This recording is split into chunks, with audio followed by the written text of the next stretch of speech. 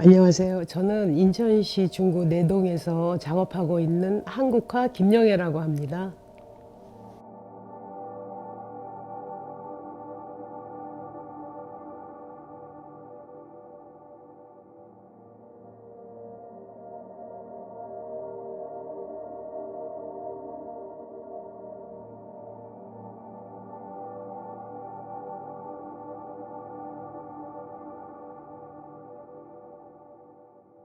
제가 태어나서 이 동네를 떠나본 적이 없어요. 근데 예전에 이 동네 같은 경우는 거의 다 일본식 주택이었고, 그렇기 때문에 내가 한번 일본 여행을 갔는데 우리 동네에 있는 줄 알았어요. 그러니까 이 동네가 거의 다 그 일본식 주택이었고, 또 이제 방과 후에 놀고 이러는 게 자유공원 아니면 이 재판소라고 여기가 있었어요. 감리서라고 옛날에는 그랬는데, 재판소 마당에서 뛰어놀다가 이제 6시인가 몇 시면은 공무원들이 퇴근하면은 문을 잠잖아요. 그럼 그때까지 거기서 많이 놀았던 기억, 뭐 공원에 가서 아카시아 꽃을 많이 땄고, 또 가을에는 초등학교 다니고 그럴 때는 낙엽을 모아오려는 숙제가 참 많았어요. 옛날에는 좀 많이 어려워서 그랬던 것 같아요. 그러면은 자유공원에 가서 시를 이거를 학교에서 메타수를 정해줘요. 뭐 5m 뭐 이러면은 거기다 낙엽을 다 껴갖고 학교에다 내는 거였었어요. 그래서 공원에 가서 그거를 많이 했고, 그리고 이제 유년 시절을 다 보낸 거죠, 뭐.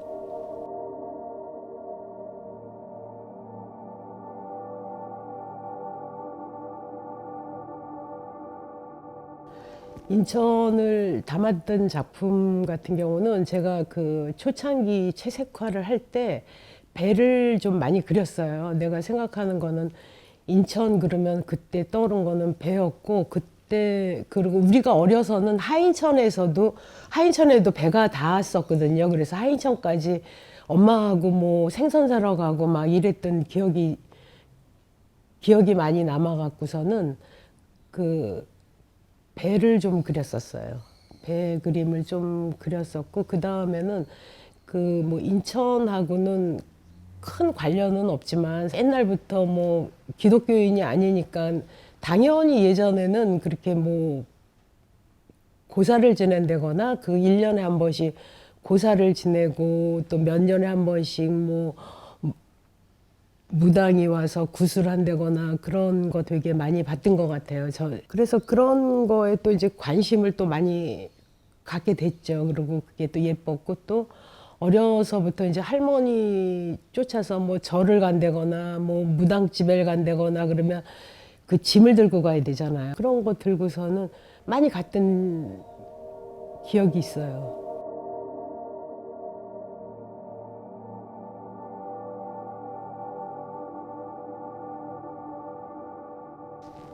인천에 자랑, 그럼 나는 여기서 오랫동안 살아와서 잘 모르겠는데, 다른 그 외부에서 친구들이나 누가 왔을 때 제가 이제 쭉 이렇게 보통 차이나타운 가고 시장 가고 뭐 월미산 가고 이러면서 친구들이 말하는 바가 그냥 아기자기해서 재밌다라는 얘기를 많이 해요. 꼭 뭐 일본식 집이 있고 그런 게 아니라 도보로 1시간, 2시간만 걸려도 즐거운 이야기들이 많잖아요. 길이 넓지 않고. 그렇지만 여기서 신도시 같은 데는 길이 넓어서 한번 이동하려면은 걸어 다니기가 좀 벅찬데, 여기에서는 동이천을 기점으로 해서 뭐 여기 자유공원 올라가도 10분이면 가고, 특히 중구 같은 경우는 뭐 낙후됐다 뭐 이래도 좀 사람 냄새가 많이 나는 것 같아요. 뭐 시장도 가깝고, 뭐 하다가 옷 사러도 가깝고, 모든 게 좀 생활이 좀 편리한 것 같아요. 좀 아날로그적이긴 하지만 그래도 그런 게 우리는 익숙하니까 그런 게 좋은 것 같아요, 이 동네가. 인천의 음식이라고 하면은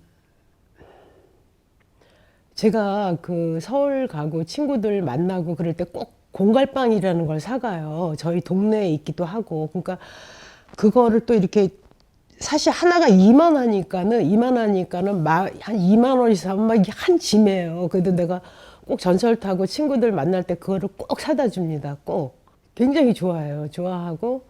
그리고 이제 인천에 오면은 그냥 자유공원 나는 가끔씩 올라가니까는 별 거 없는데 성공회를 꼭 보게 하고 성공회 그 위치에 올라가면서 그 답동성당 거기 보이는 풍경 그거를 이제 보이게 하고 그리고 이제 거기 차이나타운 가서 뭐 짜장면 박물관 짜장면 박물관 있다는 자체로서 애들은 신기한가 봐요. 그래갖고 이제 그 친구들하고 이제 거기 가서 조금 놀다가 차이나타운 거기 한정문화관 가서 그 중국 옷 한번 입어보고 거기 조개지 그 풍경 보고 팔각정 올라가고 뭐 그런 정도고 건물 같은 거는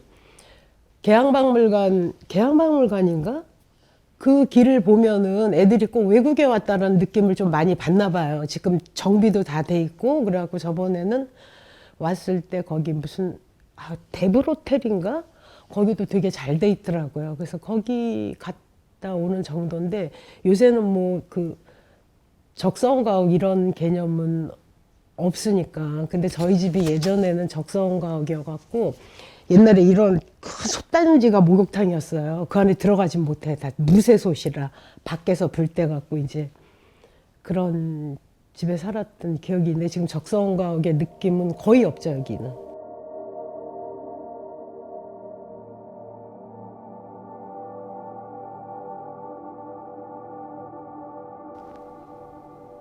내 작품이라고 하면 그냥 저는 이제 내가 생각했던 거를 그리는 거예요. 내가 이제 그 하나의 모든 사람들의 역사가 있고 그 이력이 있고 다 한 거잖아요. 근데 그 가운데서도 내가 이제 그때그때 생각했던 거, 내가 이제 가족에 대한 생각, 어머니를 바라보면서 느꼈던 거, 그런 것들을 그냥 옮기고 싶었어요. 그러니까 나의 유년 시절의 기억들, 이런 것들, 할머니와의 추억. 거기서 가장 내가 오랫동안 봤던 게 어머니거든요. 그러니까 어머니를 보면서 또 그 모습 속에서 나를 보고 어머니가 저렇게 희생을 하면서 저를 감내하는 그런 모습들 속에서 어떻게 보면 반성의 의미로 그 어머니의 노래라고 이제 큰 제목을 그렇게 붙여갖고 그려왔는지도 몰라요. 하나의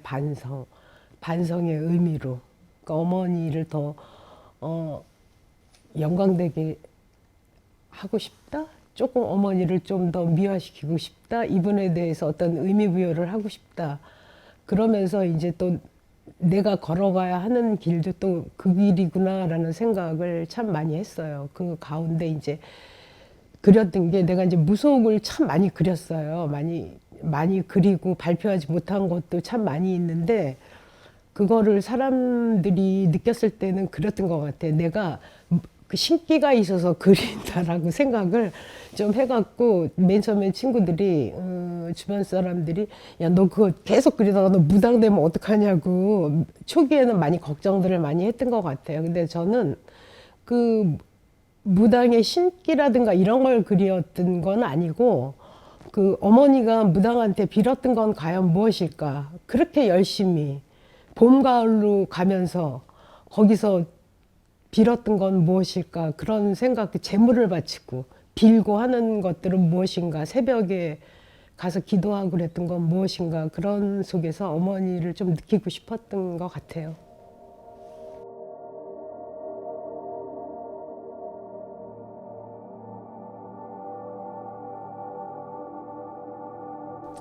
작품을 보는 방법, 그거는 제가 아무리 사람들한테 설명을 해도 하다 보면은 너무 미화되게 되더라고요. 제가 막 얘기를 하다 보면. 그래서 저는 어떤 이야기를 하냐면은 할 때 이거는 뭐로 했어요? 뭐 이렇게 다 물어보잖아요. 재료에 대해서. 근데 나는 채색화를 하는 게 이게 보통 그 칠할 때 바탕 그 백칠만 한 20번을 칠해서 단단하게 만들어 놓고 그 위에다가 이제 그것도 하나의 인내의 시간이에요. 사실 한 3박 4일을 계속 관찰하면서 칠한다는 것도. 그러면 위에 초록색이라서 초록색만 다 칠하는 게 아니라 그 초록색 빛을 내기 위해서 초록빛, 쪽빛 뭐 이러잖아, 우리나라 말에는. 그래서 내 나름대로는 그거를 의식하면서 아, 초록빛을 내보자. 그럼 이번엔 붉은빛이 나는 초록빛으로 할까?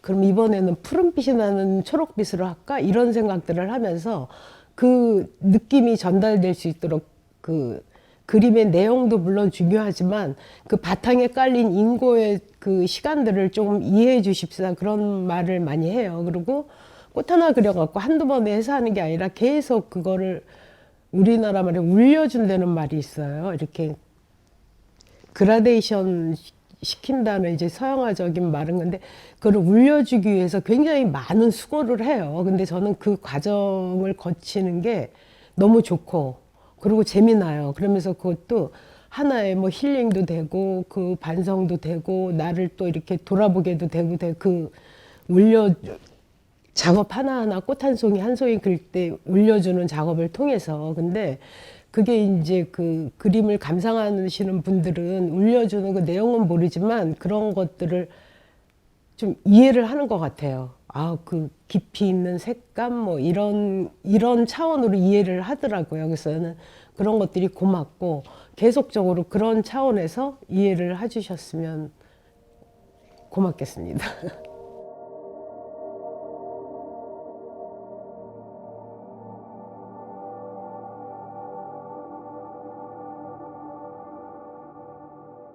제가 그 전통적인 방법을 고수하는 거는, 저는 종이를 붙이기 시작하는 것부터 작업이다라는 생각을 참 많이 해요. 그래갖고 종이를 다 붙여갖고 아, 내가 어떤 거를 해야지. 그래갖고 이제 바탕색을 칠할 때까지는 너무너무 이렇게 행복한 것 같아요. 내가 굉장히 막 이렇게 성취도가 높은 것 같아요. 그 바탕 칠할 때까지 이게 3, 4일 걸리는데, 그러면서 거기에서 내가 또 생각을 또다시 한번 정리를 할 수 있고, 그 나를 관찰할 수 있고, 그런 시간들이 채색화를 하면서는 되게 많아요. 그래서 올려주고 또 하고 물 뿌리고 또 한참 또 말렸다가 또 칠하고 이러는 과정이, 저는 내가 이 사람이 그 살아나가는 과정이라고 생각을 하고, 빨리빨리 살지 않고 좀 더 나를 돌아보고 그렇게 사는 방법을 나는 선택을 했고, 그래서 이 작업을 그냥 계속 하려고 합니다.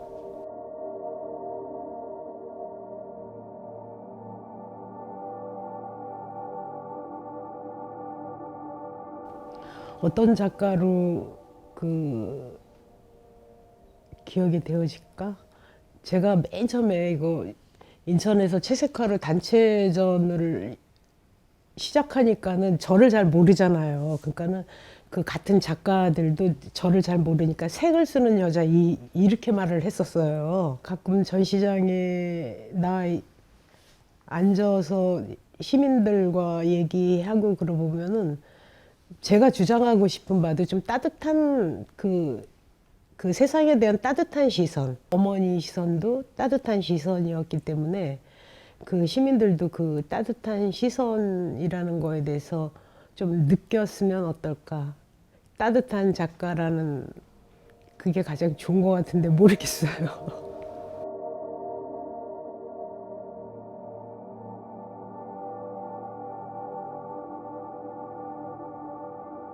작업을 해나간다는 게 참 외로운 직업 같아요. 근데 그 본인은 외롭다는 생각을 별로 안 하죠. 그냥 여기 자체 내서 즐겁고 그러는데, 요즘 옛날보다는 지금이 살기가 힘들어지고 여러 가지 어려워서 포기하는 작가들이 많아요, 사실은. 근데 제 생각에는 그냥 지치지 않고 쭉 하다 보면 더 큰 삶의 보람이 있지 않나 싶은 생각이 들어요. 그게 꼭 뭐 돈으로 환산이 되는 것뿐만이 아니라 정서적, 본인들이 너무 잘 알겠지만 그냥 지치지 않고 그냥 했으면 좋은 작가들이 참 많을 것 같다라는 생각을 해요.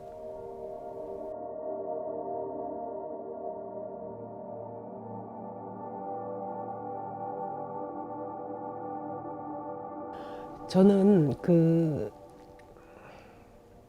저는 이거를 참가하면서 굉장히 기뻤어요. 왜냐하면 어디를 가도 그 사소한 것들도 이렇게 박물관을 만들어 놓고 우리가 지나온 역사에 대해서 쭉 진열을 해서 관람을 하게 하고 이러는 게 어머 그랬구나 그랬구나 이렇게 하면서 기쁘고 이런 사실이 있었기 때문에 오늘날 이런 일이 있구나 이런 생각들을 하고 그러는데 타도시 같은데 약간 이런 게 있나 봐요. 근데 이런 것들은 굉장히 뭐 유명한 사람이라든가 굉장히 뭐 대가들만 하는 건 줄 알았는데 이런 게 가장 중요하죠. 이게 역사를 우리가 정리해 놓는다는 거. 오늘은 뭐 사소한 작가라 하더라도 우리 같은 사람이 있었기 때문에 또 인천의 또 미술 발전에 조금 어느 정도 보탬이 되고 이렇다는 거는 굉장히 중요한 일이라고 생각하고 이런 일에 참여하게 돼서 되게 기쁘고 영광되게 생각합니다.